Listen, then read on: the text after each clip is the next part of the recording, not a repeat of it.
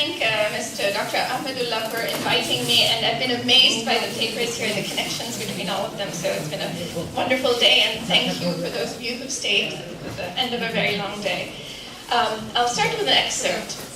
Every independent nation is paying special attention to the progress of women. It is not possible for a country that does not have a women's movement to undergo extensive improvement.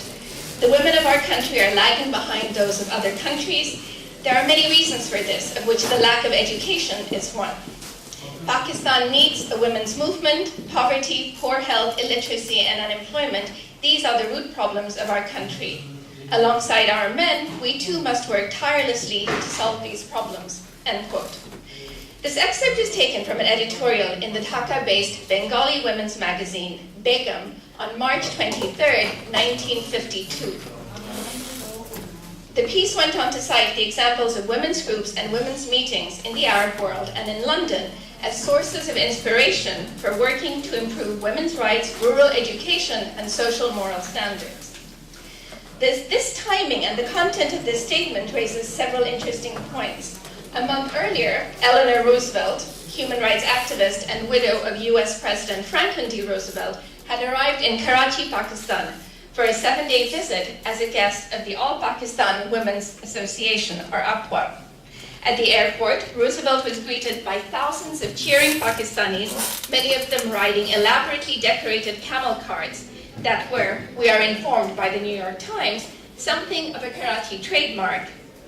The following day, she met with members of APWA, including founder and president Begum Rana Liaquat Ali Khan, who, again, according to the New York Times, worked hard throughout the day to impress upon Roosevelt the many rights enjoyed by women under Muslim law.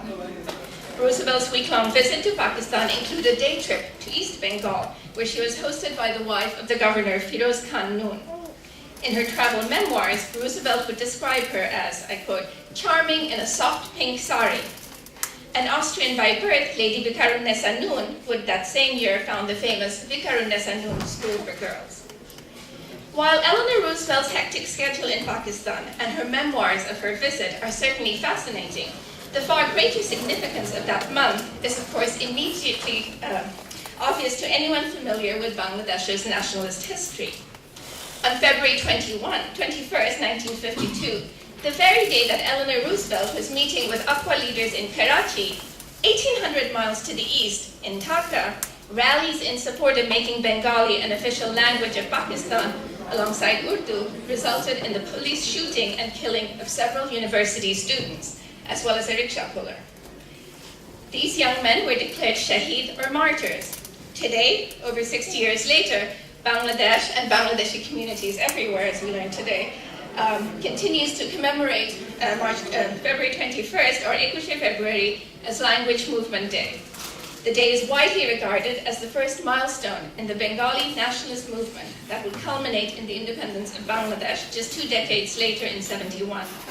And in 1999, UNESCO would recognize the day as International Mother Language Day. The excerpt from Begum, with which I began, was far from exceptional. Since its founding in Calcutta in July 1947, the pages of the weekly magazine had been replete with demands for attention to women's rights and to women's education, especially in rural areas. That such demands persisted in the midst of the language movement, or Bhasha Andolon, demonstrates that such writers did not perceive a conflict between demanding rights as women and rights as Bengalis. Indeed, the demand for education was widespread and sustained, and very much tied to the demand for Bengali to be recognized as official language. These excerpts and others also show how many women were envisioning a role beyond motherhood, and that they were keeping a close eye on women's rights movements in other parts of the world. In my paper today, I'd like to examine the relationship between women's rights activism and nationalist activism in East Bengal in the 1950s and 60s, with a focus on the larger transnational context within which these discussions took place. I'll make 3 related arguments. First, women activists in East Bengal did not see a contradiction between their demands for democratic and cultural rights and their rights as women, and fought on all fronts at the same time. Inevitably, however, the struggles shaped each other. Thus, while the larger Cold War context helped determine what material and intellectual resources were available to the activists, a preoccupation with resistance to what was perceived as a form of cultural imperialism by West Pakistan meant that there was less interrogation of overtures from the United States or the Soviet Union, less contestation of ideologies of modernization and secularization. In other words, activists saw the primary cultural threat as emanating from West Pakistan rather than the superpowers. The educated urban elite sought to develop and modernize the women languishing in, and I quote, the darkness of illiteracy in rural Bengal in much the same manner that the ideologues based in Washington and Moscow sought to enlighten, develop, and modernize the so-called Third World.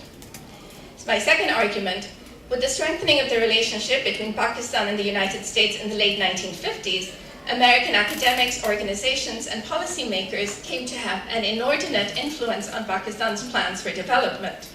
However, activists in East Pakistan were able to maintain fruitful relationships with organizations deemed suspect and communist by the United States, such as the Berlin-based Women's International Democratic Federation.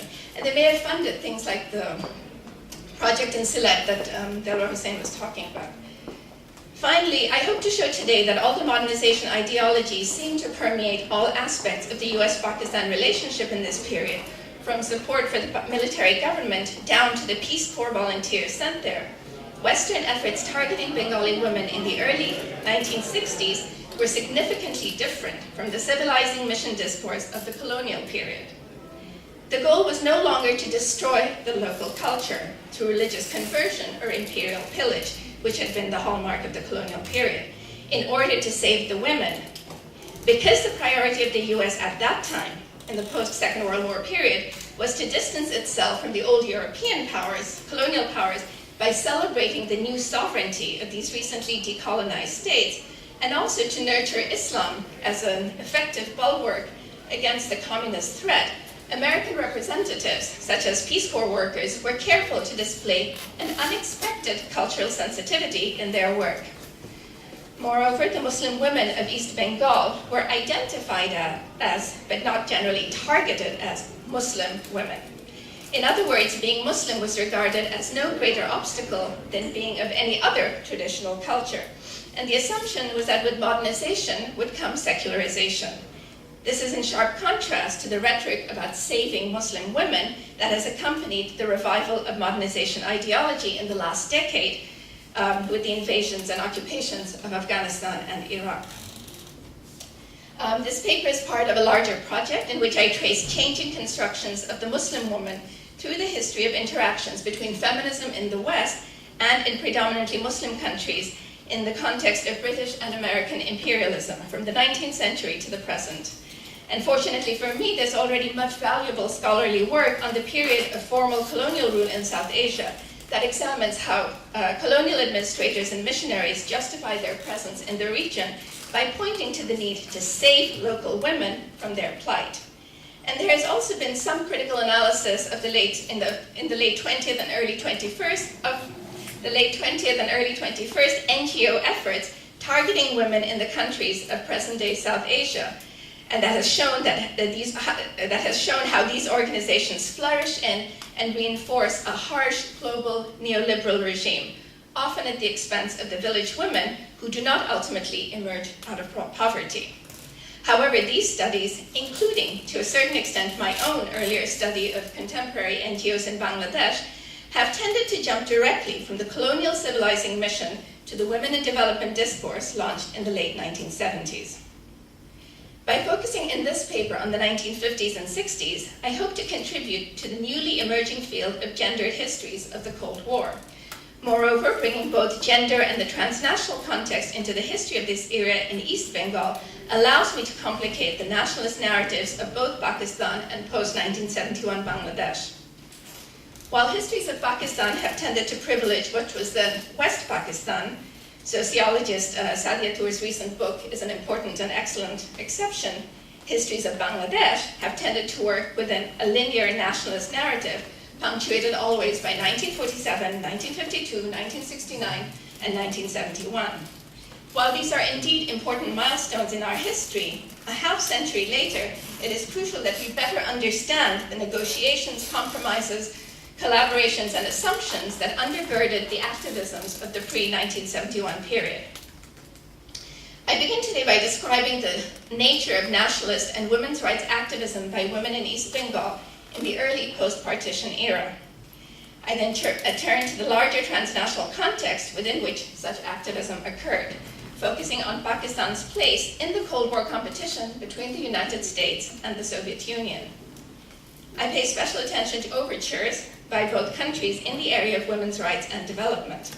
And I conclude by returning to the statements and activities of women activists on the ground in East Bengal to tease out their efforts to negotiate between greater cultural and gender rights in the context of the Cold War.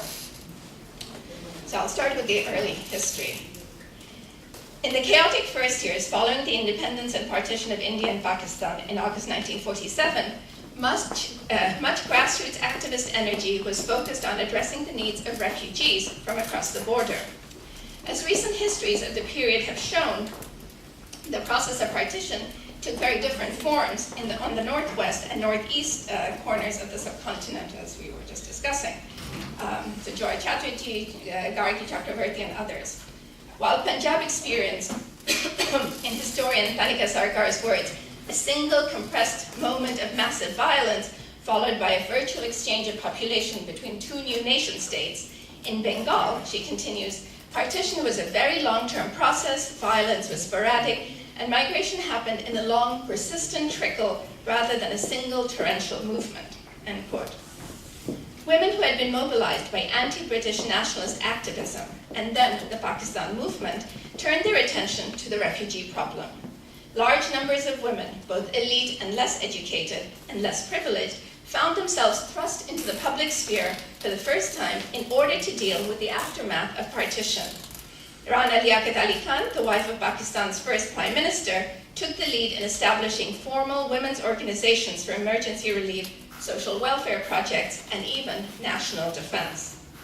The All Pakistan Women's Association, AQWA, that she founded in 1949, would soon have branches all over the country, including in East Bengal, which was officially renamed East Pakistan only in 1955.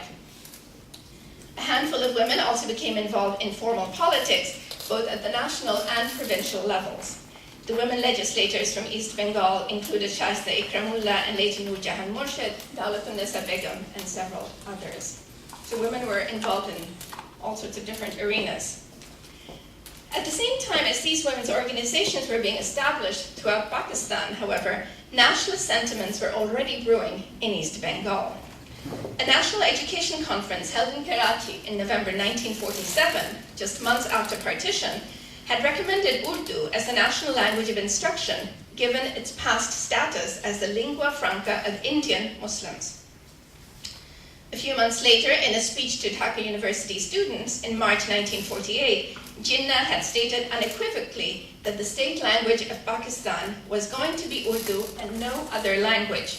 On the grounds, he had explained that, I quote, "Without one state language, no nation can remain tied up solidly and function," end quote. Many of the policymakers of East Bengal belonged to the old, rapidly shrinking landed Ashraf category and tended to speak Urdu. The newly emerging middle-class intelligentsia, however, spoke Bengali and had a vested interest in ensuring that they and their children had fair access to higher education and government jobs. This would not be so easy if Urdu were the sole state language. Language activists in East Bengal also argued that Bangla deserved state language status because it had a long literary history, with all the contestations that Anandita described earlier, had a long literary history and was spoken by a majority of the population. For these reasons, they pointed out, Bangla was quite different from the other regional languages such as Sindhi and Pashto. And they had to make this argument because you had people in West Pakistan saying, well, we don't have a Sindhi-Urdu controversy, we don't have a Pashto Urdu controversy, why do we have a Bengali-Urdu controversy? So this was the response. Over the course of the 20th century, educated women in Bengal had developed their own special relationship to the Bengali language. At the turn of the last century, in the midst of the nascent Bengalicization of the Muslim middle class of Bengal, Begum Rokeya Sakhawat Hussain had the opportunity to master both Bengali and English with the help of supportive relatives, in addition to the Arabic, Persian, and Urdu expected of members of her social class.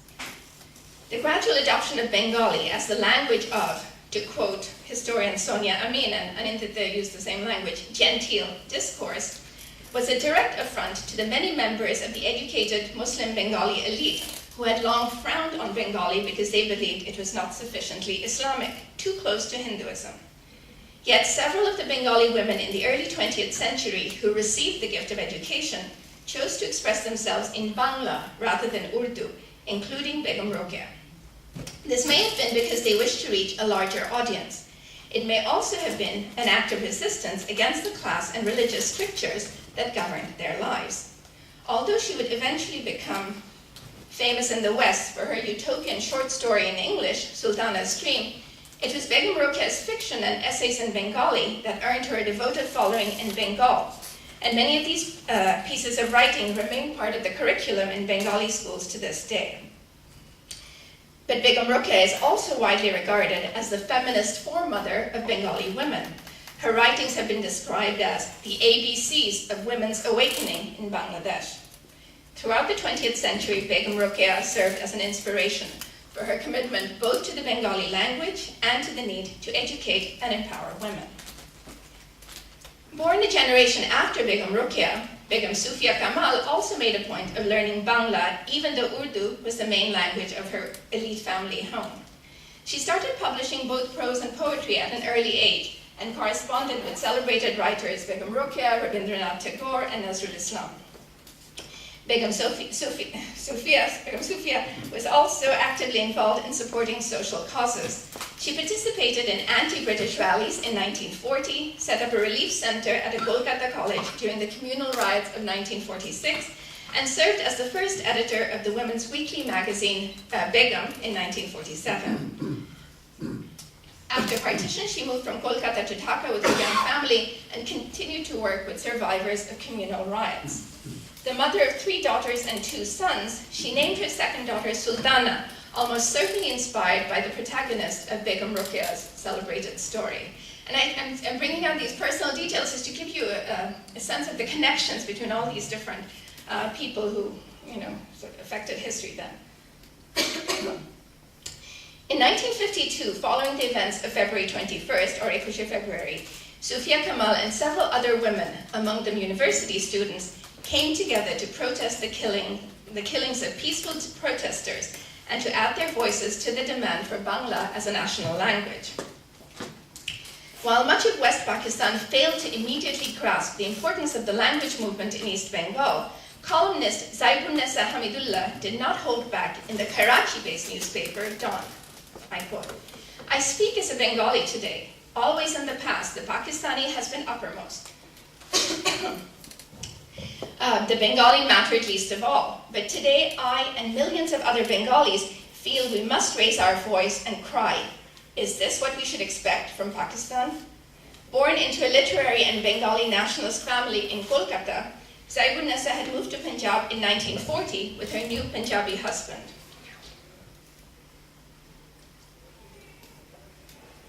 Having already achieved some renown with her published poetry, she turned her attention to journalism after partition, and after some resistance from the publisher of Dawn, she received permission to write a regular column, not only on women's issues, but on any topic of interest to her, including politics. And this was a really big deal because the expectation was that a woman journalist, if you even have one, will write on women's issues. In 1955, while in Cairo as part of an official delegation, she would become the first woman to speak at Al-Azhar University, the 1,000-year-old university and center of Islamic learning. Throughout the 1950s, East Bengali women continued to mobilize and become increasingly politicized as they protested the rising costs of staples such as rice, as they condemned the joint British, French, and Israeli attack on Egypt over the issue of the Suez Canal, as they voiced their objection to the growing inequalities between East and West Pakistan, and as they demanded enhanced women's rights similar to reforms already underway in Egypt, Tunisia, Turkey, and Iran. In 1955, they joined forces with women's groups in West Pakistan to protest the second marriage of Prime Minister Muhammad Ali Bogra.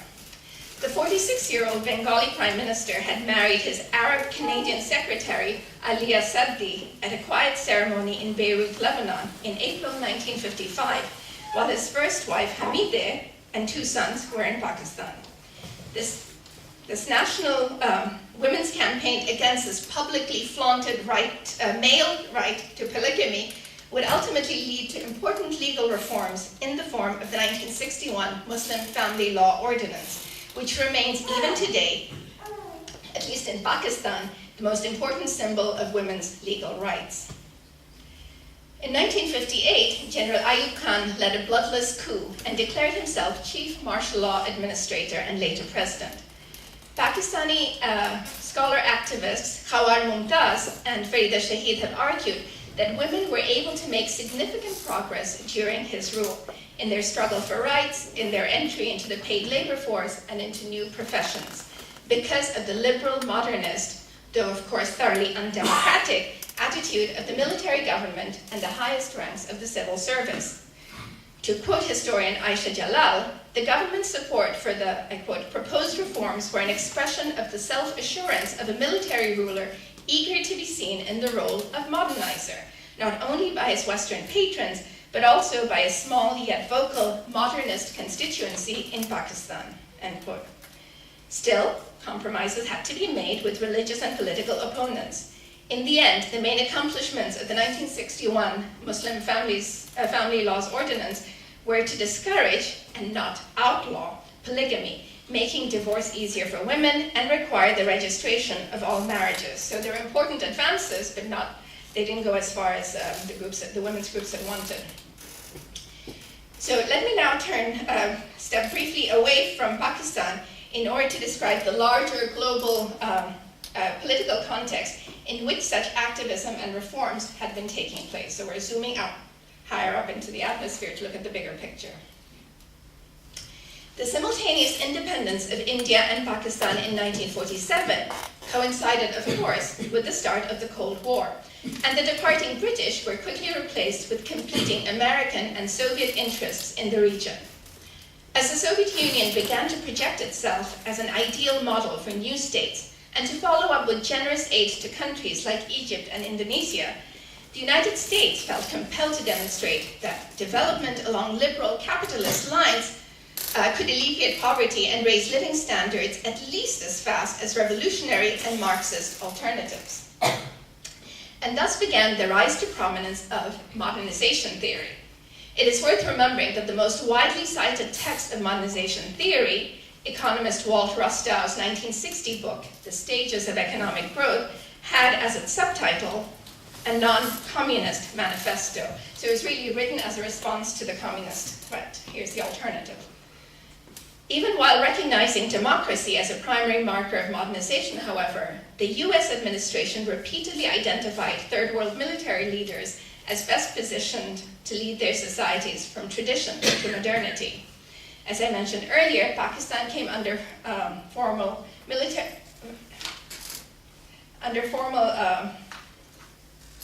sorry, I knew that didn't make sense for some reason. Pakistan came under formal military rule in October 1958 under General Ayub Khan. A coup in Iraq, which actually brought the famous Baathists to power, a coup in Iraq just a few months before that, in 1958, in July actually, had already alarmed the US administration of the threat posed by Soviet influence in the Middle East. So the US rushed to bring Ayub Khan into its camp, leading to Pakistan's meteoric rise as a strategic US ally and a front in the war against communism. Moreover, officials in the Eisenhower and Kennedy administrations related to Ayub Khan and other Pakistani leaders in a way that they didn't relate with the Indian leader Nehru. Historian Andrew Rotter attributed this to a shared love of alcohol, golf, and the military. For both strategic and personal reasons then, American policymakers, scholars, and institutions were eager to help Pakistan develop. A team from the Harvard Advisory Group on International Development, led by economist Gustav Papanek, came to Pakistan to advise the Planning Commission and help it formulate its economic policy. American policymakers and modernization theorists, including the famous political scientist Samuel Huntington, hailed Ayub Khan as a great reformer, even as his decade of rule was marked by repression and rising inequalities. Increasingly aligned with the American Cold War agenda and foreign policy, Ayub Khan brutally suppressed the progressive left position within Pakistan, as well as demonstrations of popular solidarity with liberation struggles in various countries from Algeria to Vietnam, with negative implications for local progressive alternatives to the US-led modernization model. It was in this larger context that the Pakistan Academy for Rural Development was founded in Peshawar, West Pakistan in 1957 and in Kumilla, East Pakistan in 1958, with technical and financial support from the Ford Foundation, Michigan State University, and USAID. In 1961, the Kumilla Academy took what it recognized at the time as, I quote, a truly revolutionary step in launching a pilot program for and with women. Keep in mind that there would be little formal academic or official interest in women and development until the 1970 publication of Women's Role in Economic Development by the Danish economist Esther Bosrup. The UN Declaration announcing the first development decade, which was 1961 to 1970, had no specific reference to women, while only a little more on women would be included in even the second decade, 1970 to 1980. So this really was a very early form of attention to women. After all, modernization theory relied on the assumption that the benefits of development would trickle down, right, from the wealthy to the poor and from men to women. So you didn't need to target women. In 1961, the Kumilla Academy brought in 3 government workers to work on the women's program. They joined the only woman on the staff at the time, an American librarian who was there to train the Academy's librarian as part of a contract with Michigan State University and the Ford Foundation.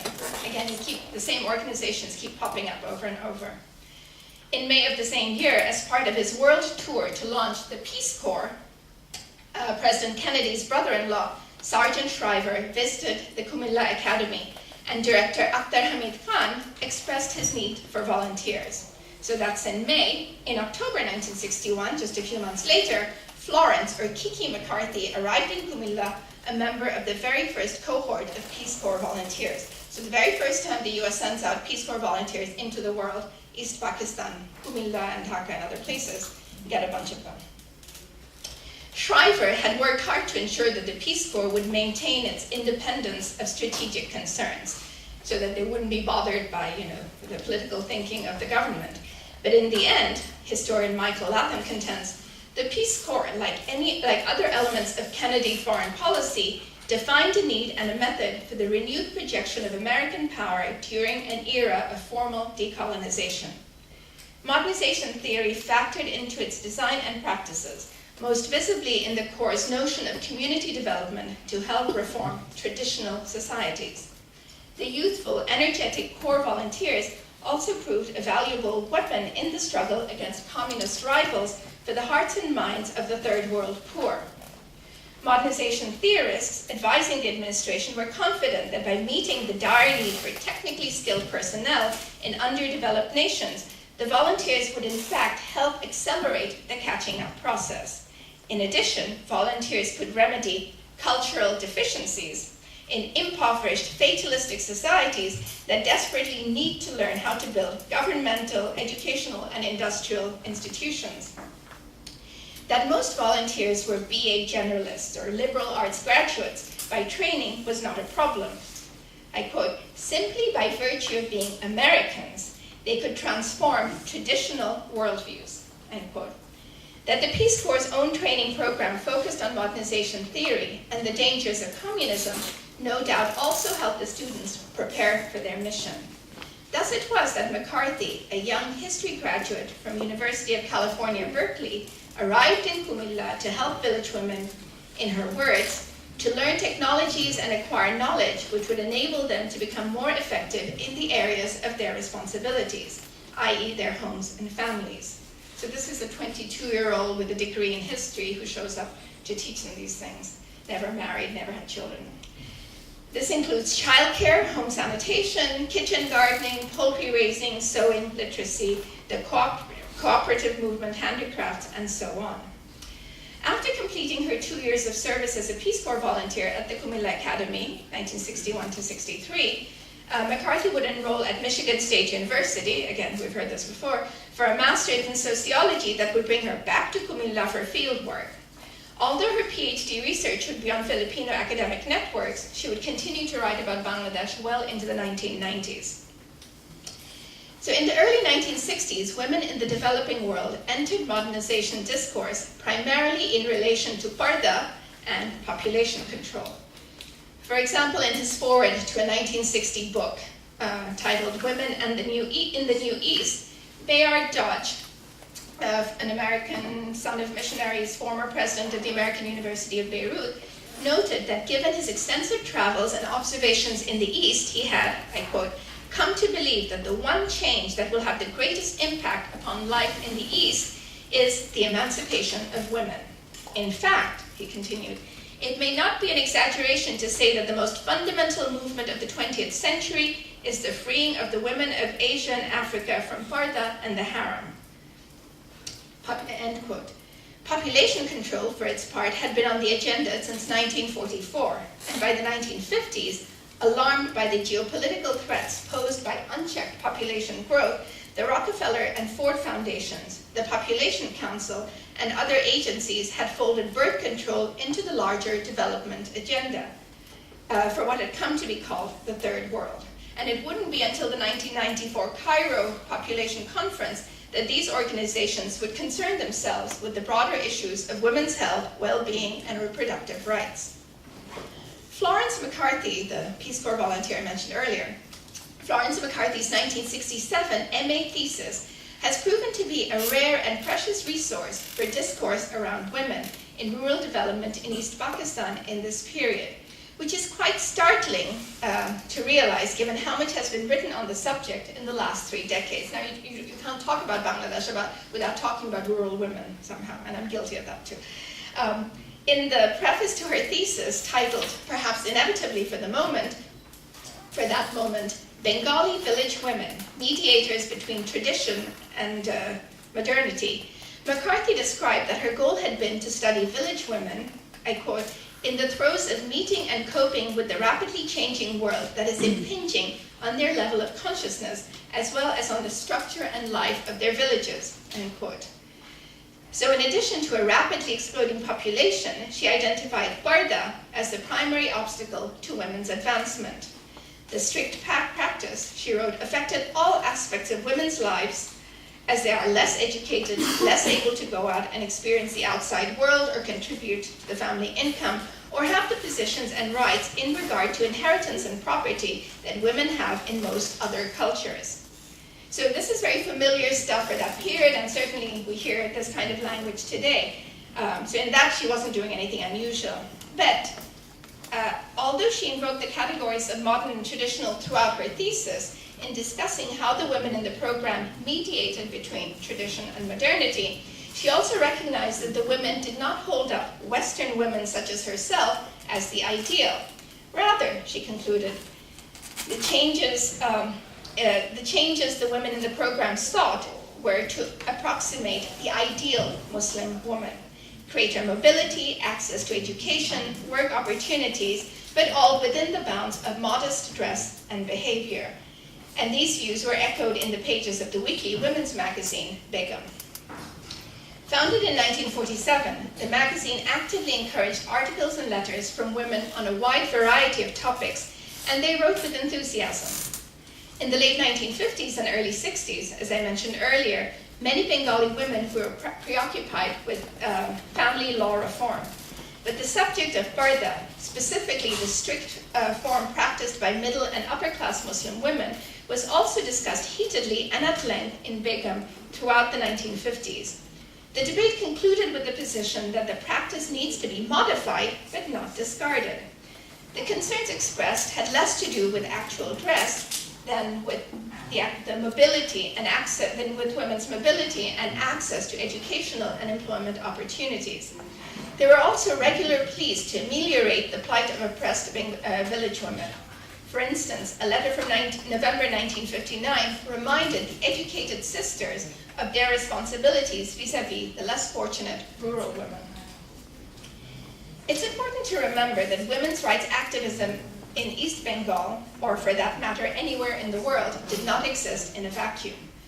As Cold War gender historian Franziska Dehaan has observed of the post-Second World War period, it's necessary to explore how national and international women's organizations were both shaped by and contributed to the dominant political frame of that period, that is, the competition between the United States and the Soviet Union during the global Cold War.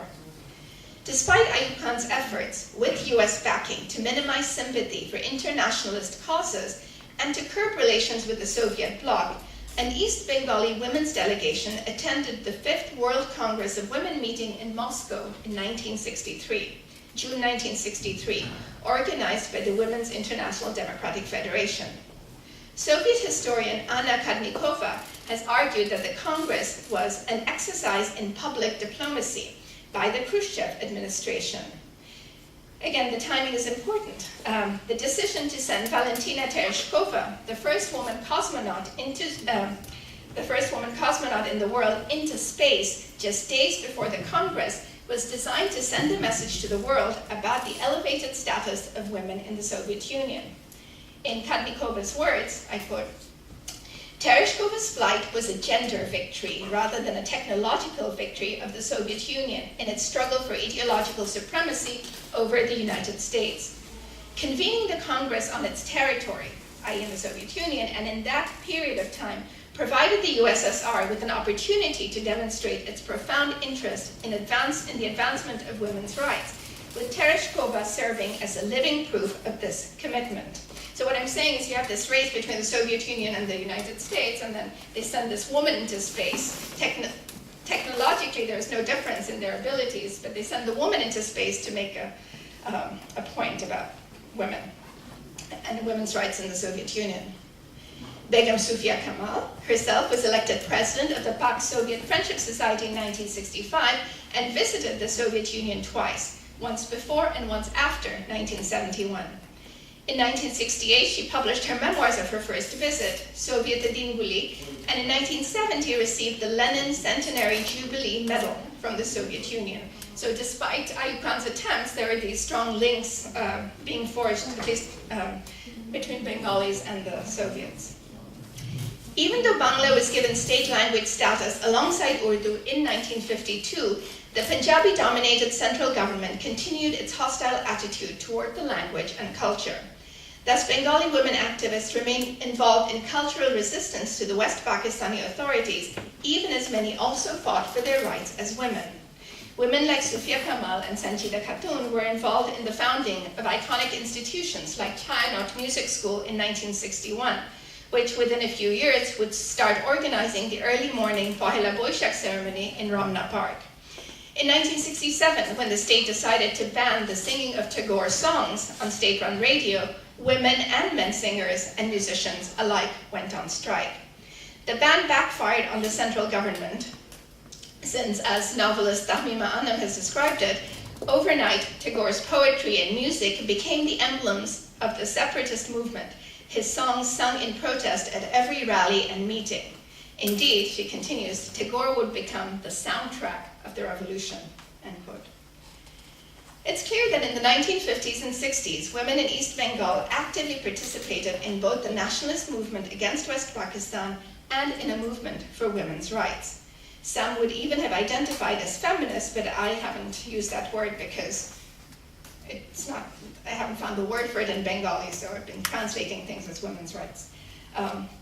Taking a transnational approach to the history of this period allows us to move beyond the familiar narratives and focus on the connections between and mutual influence exerted by individuals and organizations in different parts of the world. As I've tried to show today, first, women activists in East Bengal did not see a contradiction between their demands for democratic and cultural rights and their rights as women, and fought on all fronts at the same time. And inevitably, these struggles shaped each other. Thus, while the larger Cold War context affected what material and intellectual resources were available to these activists, a preoccupation with resistance to what was perceived as a form of cultural imperialism by West Pakistan meant that there was less interrogation of overtures from the United States or the Soviet Union, less contestation of ideologies of modernization and secularization. In other words, activists saw the cultural threat as emanating from West Pakistan rather than the Soviet Union, the United States, and later, after 1965, China. The educated urban elite sought to develop and modernize the women languishing in the rural areas in much the same way that policymakers in Washington and Moscow sought to modernize the Third World. My second argument, with the strengthening of the relationship between Pakistan and the US, Americans came to have a huge influence on development planning in countries like Pakistan. However, activists in East Pakistan were able to maintain fruitful relationships with organizations deemed suspect and communist by the United States. I mean, there's a phase when everyone was being labeled a communist for thinking anything. Finally, I hope to have shown that although modernization ideology seemed to permeate all aspects of the US-Pakistan relationship in this period, from support for the military government down to the Peace Corps volunteers sent there, Western efforts targeting Bengali women in the early 1960s were significantly different from the civilizing mission discourse of the colonial period. It was no longer deemed necessary to destroy the local culture through religious conversion or imperial pillage in order to save the local women. Because the priority of the US at this time was to distance itself from the old European colonial powers by celebrating the new sovereignty of these recently decolonized states, and also to nurture Islam as an effective bulwark against the communist threat, American representatives, American workers and policymakers were careful to display an unexpected cultural sensitivity in their work. And as I said, the Muslim women of East Bengal were identified at but not targeted as Muslim women. So we know they're Muslim, but we're not helping them because they're Muslim, we're helping them because they're traditional, or so being Muslim was no greater an obstacle than being of any other traditional culture. And the assumption was that with modernization would come secularization. This is in sharp contrast to the rhetoric about saving Muslim women that has accompanied the revival of modernization ideology in the last decade with the invasions and occupations since 9/11. So I'll stop here. I'm sorry I have no pictures. Happy to take questions.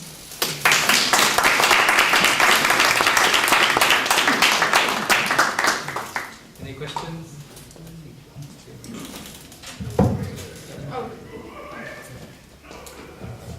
Maybe. Sorry, thank you for that lecture. I was wondering whether the figure of Fatima Jinnah and her challenge to Ayub Khan in '65 is something significant that was missing from your lecture, given that even the Jamaat-e-Islam backed her election bid at the time, which had been quite radical. She's a great part of the story, and I took her out. She's a great part of the story, and I took her out. She had a great deal of support in East Pakistan because she was a challenge to Ayub Khan, and she was for democracy. So there was a great deal of support for her in East Pakistan. So she's an example, and that election is an example of how the East Pakistanis were planning a different kind of future.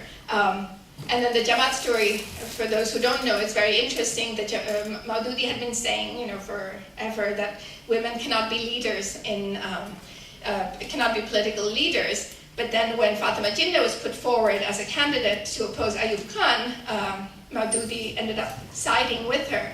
And there's a great quote, maybe you remember it. The only problem is that she's a woman. Otherwise, because she's against, there's a very pithy quote that I can't remember now, but her only flaw is that she's a woman. Otherwise, she's exactly what we need because she's opposing Ayub Khan. But for the East Pakistan story, she's wonderful because East Pakistanis supported her, and then she died. And she lost by a very narrow margin, and then died soon after. So her brother died also at a very bad time. So there are these deaths in the history of Pakistan and Bangladesh that you keep wondering, well, what if hadn't happened? Can I just ask? Yeah. The speculation that election of 1965 was rigged or fraudulent. What's the strength of argument for that? And I was thought you also mentioned this narrative, nationalist narrative, which goes from the language movement and then 71. I thought if you insert 1965 as the year Bangladesh forgot, given how many Bengalis fought in the 1965 war within Pakistan, and many of whom continue to be honoured within Pakistan, ironically, and also the election bit as well, which came up. How much that really reorientates simplistic nationalist narratives? That's a great question.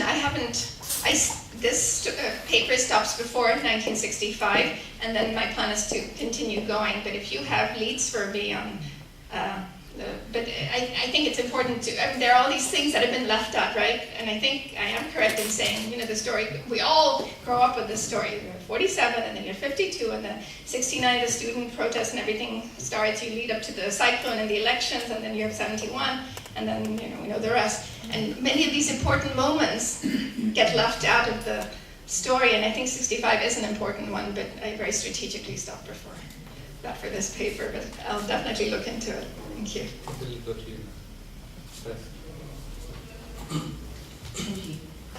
Thank you for a fascinating paper. I mean, it was really, really so much meat there. I'd love to get a copy if I may. One of the things, one of my very deep interests is Rabindranath Tagore, and so I was fascinated with your mention of him. And it seemed to me very, very interesting and very right that his songs be, used as a sort of a calling cry, as they were when he originally composed them. I'm very conscious in 1905 he composed what's now the national anthem at the time of the first partition of Bengal by Britain, and then he composed what became the Indian national anthem in 1911. And this was just after the unpartitioning. So in the Bangladeshi national anthem, pulling the Bengali people together, my beautiful golden Bengal, and in the Indian national anthem, pulling together the different ethnicities. We are one people. He very much felt that we're one people, we must be united. And it's very, very interesting that the way sort of history repeats itself with his songs being a calling cry for people to stand up for what is right. So it's like, and I think it's what I'd like to know more about is how the women, felt impassioned by them. The main founders of China ended up at the music school, and there were many women. I wouldn't say the men, it was a group effort, but there were several prominent women who were involved in that. And China was originally very much focused on Tagore songs, but they also brought in Nozrul Giti and other writers. So I haven't looked into that. I don't know if I will. I'll wait for someone else to do it and then bring it in. But the appeal to women of Tagore's material, I think, and it's a great point. I should include that the former use of the Tagore songs for the earlier nationalisms. But it's also interesting about the reaction of women because he was, amongst many, many other things, a social reformer. So he was very much for women's rights, against the burning of the widows and against child brides. Yeah. But it was ironic. With Tagore, there's always these sort of the tension of the opposites that wasn't always very effectively held. And so he himself had a child bride arranged by his father, a 10-year-old illiterate girl from the Tagore Estates when he was 22 and already being designated by the Maharaja of Tripura as designated best poet. So this, exceptionally fine flower of manhood marrying this plain-looking 10-year-old illiterate girl from the Tagore Estates. And when he was at a time in his life when he felt under a lot of pressure, even though he really recoiled from child brides and in his writing revealed his recoiling at this whole concept, when he felt himself under pressure, and his daughters were, I think one was maybe 10, one was maybe 14, and he had them married off. So he sent the 10-year-old's husband to the States, I think, for a couple of years to study. But he still, again, there are all these contradictions with Rabindranath, these wonderful ideals, the most wonderful, wonderful human being, but at times, he perplexed even his own family with the contrariness. Yeah. I mean, he would have had to be superhuman, I guess, to live up to his own. Oh, yes. Yes, but I mean, he was still awesome. Yeah.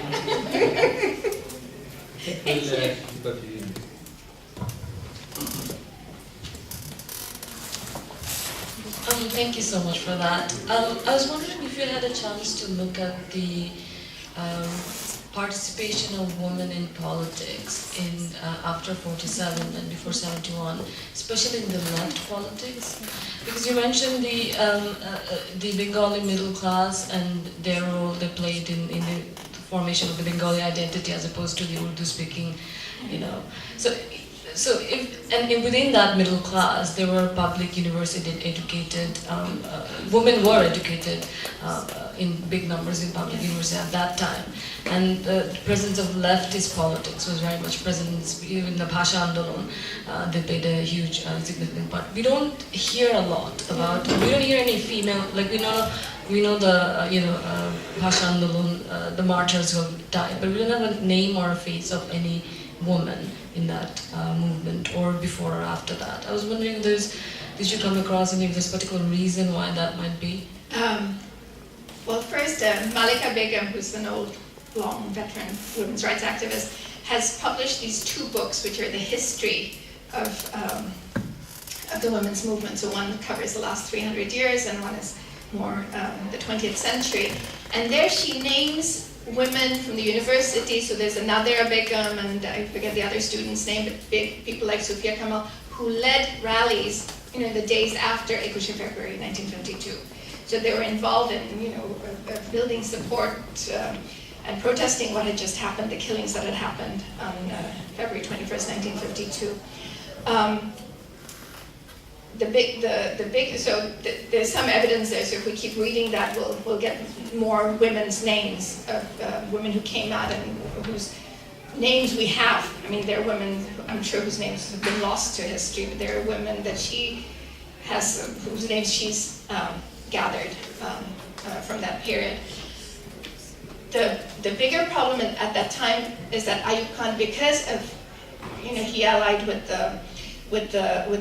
the Americans, really clamped down on progressive politics. So Sadia Dur's book really talks about how progressive politics was suppressed because they didn't want, by progressive I mean left politics was really suppressed because he wanted to show himself as an ally of the United States. But then it sort of flourishes through literature and other things, but there's no communist party, it's banned in Pakistan. Right? So many of those people end up joining Maulana Bhashani in the National Awami Party, and he broke with the Awami League and the Muslim League and the more mainstream parties at that point, because they wouldn't take an anti-imperialist position. So they wouldn't condemn the Suez Crisis, right? The role of the Americans in the Suez Crisis, right? They were playing it safer. So he says, you have to take an anti-imperialist position when the Americans at the time were causing the most damage in the world, and they wouldn't. So he broke off, formed another party, and many leftists joined that party. So there was no communist party, but the National Awami Party of Bhashani is really the closest we have in the late 60s. I think it's founded 67. But then there are these other instances of people like Sufia Kamal and others. She's not alone, going to these congresses in Moscow. So they probably wouldn't have. In an interview she gave a few years before she died, she said, "My sympathy has always been with the left, right? Because I care about social justice. I don't like the materialist culture, things like that." So I think there's a lot of research still to be done there. The only person I can think of who's written on the left and the women's issues is Rahnuma Ahmed, an anthropologist. And this is a very technical problem. I'm in Berlin for the year. and my stuff is all in Houston, where I normally am. And I have that article there, and I couldn't find a PDF copy anywhere. But I have a suspicion, what I remember from reading it before, is that it also pretty much starts from 1971, right? So this older period gets left out. And if you do a search, Communist Party, East Pakistan, you don't get anything because it turns out there was no Communist Party. So I'd have to, or if you want to do this, would have to look in other ways to find out who were the women involved in this period doing this kind of activism from the left. And people like Motia Chaudhry, who was agriculture minister now, right? She started in leftist politics, but they're also somehow younger. I think they were more involved in the early in the 69, right, to late 60s, but an older generation, I'm not so sure about, but I'm sure they were there. They would have had leftist sympathies without being in a communist party, because there wasn't. Any other question? Since you brought Maulana Bashani into it, I mean, the Cold War is one significant power rivalry, but there's also the emergence of Mao's China and China-Soviet relations, which would mark two different pathways in global communism, and also given China backed Pakistan and accused India of being the imperialist power within the region. And given the Soviet Union's collapse now, and China's, anyone who goes to Bangladesh sees China everywhere. Anywhere in the world. Oh yeah. So could you talk about the significance of the China-Soviet Union? Again, I don't know enough about that, but I know it's after 65, right? So China comes into the Pakistan story, and the relationship strengthens after 1965, when the Pakistan, and this is United Pakistan, becomes more open to China and even the Soviet Union generally. So that's post-65, and then China becomes increasingly important in the 70s, certainly after 71, but I actually don't know much. If you have something, comment. But it's a great point. So China, and I mentioned China as a throwaway line. I know China becomes important in the late 60s, but not in this. That break with Bashani and the Awam, the national. Yeah, I haven't looked enough into that, and there really isn't. He would have gone to, he would have gone yeah. to. Definitely something to follow up on. Okay, anything else? You want to ask? Thank you all for staying. You're the dedicated bunch. Thank you. You're really good. I think it's partly my fault because I didn't manage the time properly, and we advertised at different times, so some people probably had to go. So you're really good, but I really apologize for people leaving, right? But we all benefited. I'd just like to thank you and thank all the speakers, and thank you for coming. I just want to say that, we'd like you to get involved in the Reclaim Circle. We keep on organizing things, we'll keep on doing it. Maybe you can suggest what we could cover and introduce potential speakers, people who are doing research. And the next program we're going to have is Bengal History Week, in October, whole week. So we'll be organizing mostly seminars, and may even be conferences on. So if you know people who are doing research in different areas and you want to put them in touch with us, also we have our website, reclaimcircle.org. Please visit, and you can also send us ideas and so on. I just want to say something about another project that I'm involved in doing, which you will know more about soon. It's called How Villages and Towns in Bengal Dressed London Ladies in the 17th, 18th and early 19th centuries. Right? Basically, what we, that book over the Plastic Legacy book, when our young people are doing research, we came across data and information, and we were really surprised how much textiles, how much imports the East India Company brought from Bengal to the UK. If you look at facts and figures, you will see the bulk of exports from Asia, they came to the UK. They include China, Southeast Asia, Gujarat, Madras. More than about 70%, if I remember correctly, came from Bengal alone. That's East India Company. So we wanted to know what happened to those exports. Mostly textile, but other things as well. 70-80% textiles. And then, so we were just trying to trace. The textile that came in early 1700, mid 1700 is really difficult because they didn't survive, or very few survived to this day. We might be able to get information from painting, drawing. People were representing people wearing textiles that came from India and Bengal. But from Jane Austen's time, from 1780, it's called Regency period. There are hundreds and hundreds of dresses that ladies in the UK wore in museums and in collections. So we went to visit Barbican, the Museum of London in Barbican. There are hundreds of dresses from that period, made from in different types of Bengal textiles. Many of them are muslin that came from Bengal. So what we have done, we got funding from a heritage lottery, and we recruited about 10-12 volunteers, and they're called Heritage Fashion Decorators. So they are right now recreating some of those dresses that ladies in the UK wore, that you can see on museums or sometime on the internet you can find. You also find a reference to muslin fabrics in Jane Austen's novels. Right? So this project is near finish. One of the ladies who is involved with it, she was here, but she's gone now. The gentleman over there, Sai Usmani, he's also involved in the project. But he's not recreating ladies' dress. He's creating an old waistcoat, is it, from that period. And what we have done, we have actually used. We went to Bangladesh. They gave me specifications what they wanted. The designs, woven designs, and the embroideries that many of the dresses had. And I took the orders to Bangladesh. The Jamdani village, it's called Rukganj. So I had to get everything hand woven, all the fabrics and all the design woven, and also embroideries done. Because the Jamdani, structurally, when you look at the Jamdani stuff, it looks quite similar to muslin. Obviously, the threads that we use is uniform because machine-made threads, but the old threads were all made by hand. But then when you wash the Jamdani, because now most of the people who wear Jamdani saris really hard because they don't wash them.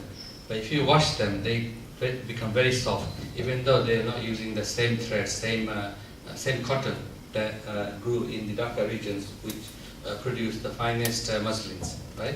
But anyway, so this project, we're recreating historical dresses, and some of our volunteers are also using their sense of the fashions of the day to create something new.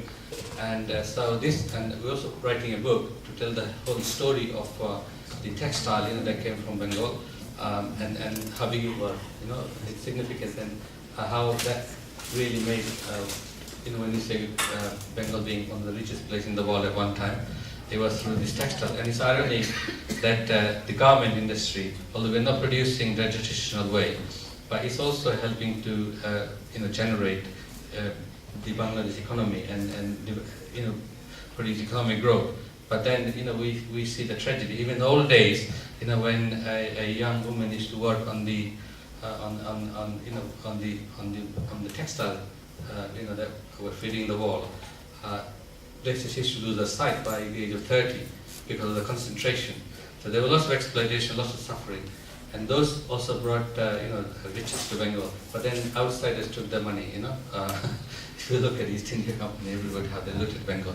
But anyway, really thank you for coming, and do keep on taking an interest in our work, and we will publicize more. Thank you very much.